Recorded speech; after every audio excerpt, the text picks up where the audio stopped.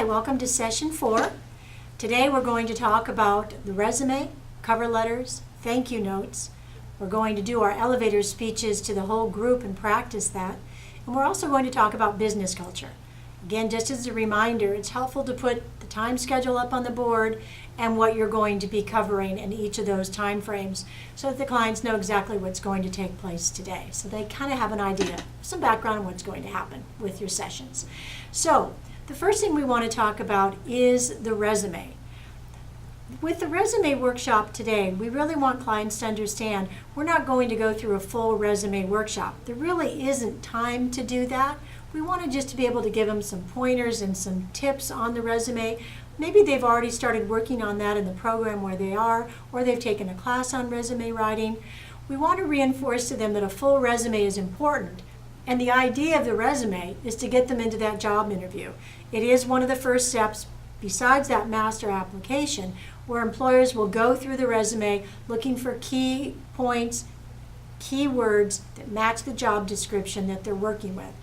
One of the things that I've done with resume writing when helping the clients is I've actually pulled some jobs postings off the internet, and I've taken those job postings and I've pulled out the key words of what that employer is looking for in that job. And then we try to work that into a cover letter. So I bring examples of cover letters. We talk through a cover letter and try to include those key words and points in that so that when the employer is going through, those stand out and pop out at them so they know that this person does have some of that experience that they're looking for. So really with the resume, we're just trying to give them the idea of here are some of the things that you should have in a very good resume. One of the things that all of our clients should be aware of, and we talked about it in session 1, are the services that Working Wardrobes does provide. Remember to reinforce for them that they can make an appointment. It's really important that they understand they need to make an appointment to come in to the Career Center at 3030 Pullman in Costa Mesa. They need to call. Make sure you post the phone number on the board so they know what it is, 714-210-2460, to call and make an appointment in the Career Center. This is where they can get more in-depth help with writing their resume. So if they make that appointment, there'll be a volunteer here in the Career Center that can help them do that and really go through their resume and give them some of the highlights and help them with really those details that they need in a good, strong resume. We'll hand out that resume packet to them, but again, those are just ideas for them to be able to take in a long process. You don't write a resume in an hour. A resume is something that you need to spend a lot of time with and also focus on all of the transferable skills and all of the things that we've learned in the last 3 sessions. So all of that's culminating in this good, strong resume. So we're not being specific, it's an overview, and again, we don't have the time to do that. But we also want to give them the strong feedback that we need. So once we've worked through that resume, you might want to sit with small groups again. It's much more valuable to move into those small group with the client and actually help them go through the resume packet and have them pull out some details and some things maybe they haven't talked about. The other thing we like to do at this point, again, is I did talk about cover letters. Bring in some examples of that because a good, strong cover letter will get them in the door and pass that flip through of the resumes. So they do need a cover letter. Many of our clients think, well, they don't need a cover letter. Yes, they do. Even if they're applying online, their online email is that first step to the attached resume. A copy of that cover letter can be the email, but it can also be attached to that resume in case they run off the whole packet. You want that cover letter on top of that resume when they run all those documents. Most people in HR will run all of those documents. So make sure that their strong email is there with the cover letter, but it's also attached. Remember, email is so important. When they write an email, they must reread, revisit, and review that email before they press send. All spelling, capitalization, punctuation must be complete, strong, and correct.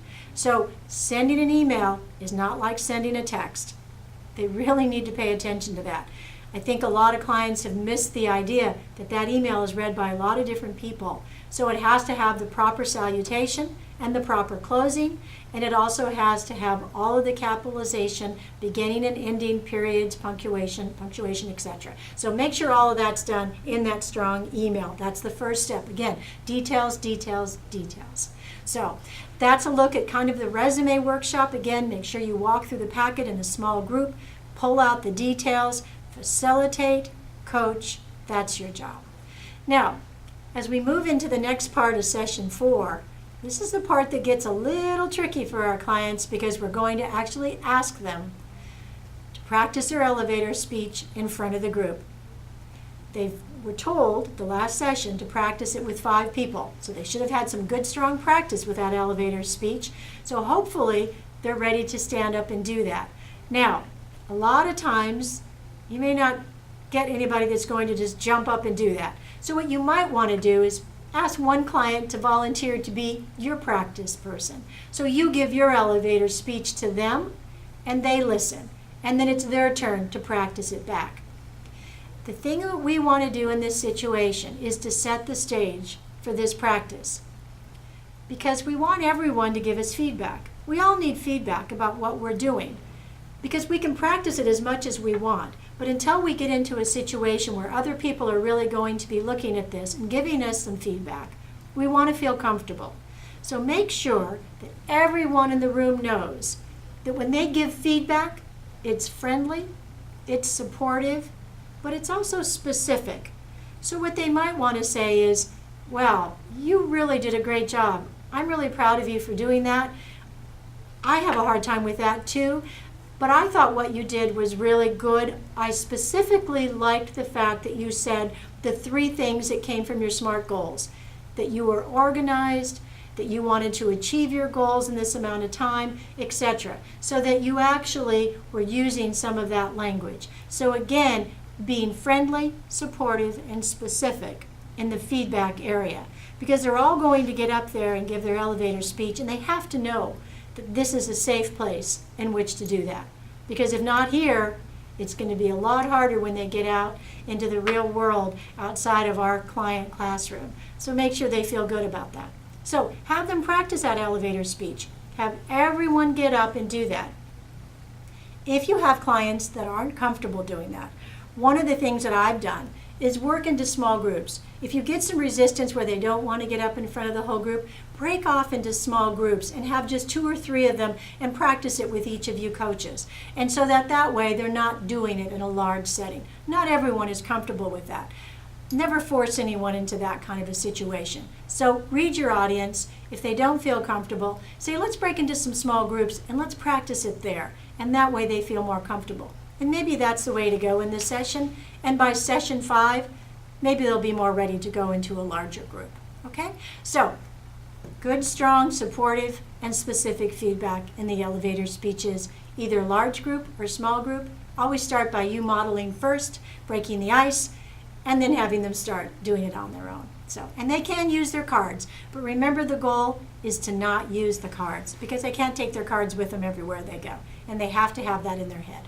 Okay? Now, when we talk about that, we've talked about resumes, we've talked about the elevator speeches and practicing that. We also want to talk about in this session business culture, because once they get the job, they need to understand what it feels like to work in a business setting. There's a lot of do's and don'ts within business culture, so let's talk about a few of those things. There's some kind of what we call the new employee attitude.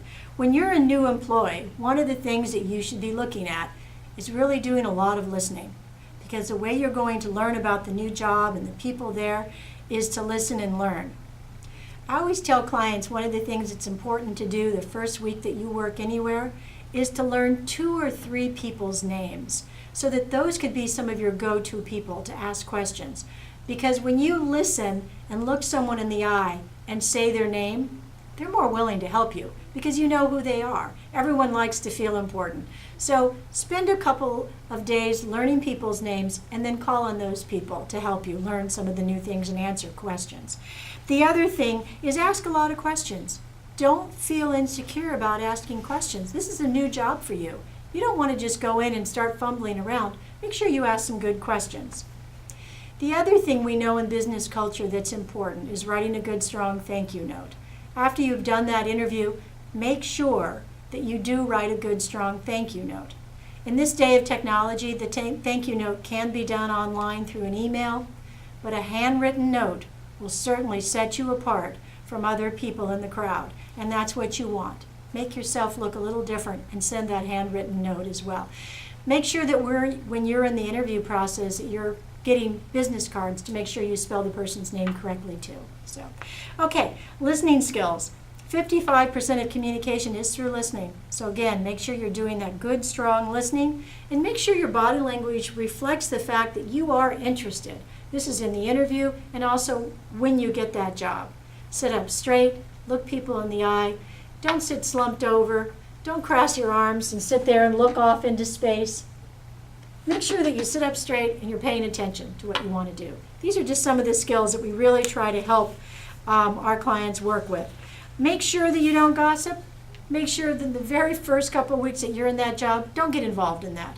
Don't spend time not at your desk, talking to other people. Make sure you're focusing on the job at hand. That's good, strong business culture. Also, make sure you practice telephone manners. The most important thing to learn is the name and correct pronunciation of the company that you're working for. So when you do answer the phone, you're answering it correctly and asking people how you can help them. The other thing we know in business culture is learn how to transfer calls, learn how the actual telephone system works, and know who the people are that you should be transferring calls to and how to take a proper message. And ask how to do that. That shows you're interested in this job. So good, strong business culture is important. Also, a lot of please and a lot of thank yous. Please, can you answer this question for me? I'm not sure how to do this. And a lot of thank you for helping me with that project. I really didn't understand it, and your help was invaluable to me. So make sure you're acknowledging people's please and thank yous. So business culture is extremely important for our clients to understand because we want them to keep the job. We don't want them to just get the job and then lose it. We want them to understand what it's like to work within an office setting. Also, this is a perfect opportunity to talk about true colors because we know in an office setting, there's golds, there's greens, there's blues. Everyone has a different idea of how jobs should get done, and they all have a different perspective. So make sure we talk about true colors and what that means to work with different people. A blue may look at it differently than a gold will, and task accomplishment is very different for each of our different colors. So make sure that we reinforce the fact that our true colors are really going to help us in a business setting once we get that job as well. So unethical practices, when we talk about that, make sure that again, that you are not working on anything that's unethical, okay? Now, this week's homework, it's all about practice, practice, practice. Practice those elevator speeches with 5 more people. Make an appointment at Working Wardrobes to get your resume done. Make sure you ask them to call for their homework. That could be one of their homework assignments, is to call and set up an appointment. And also to make sure that master application is tweaked in any way, any more details that they may need to add. So thank you for session 4. We'll look forward to session 5.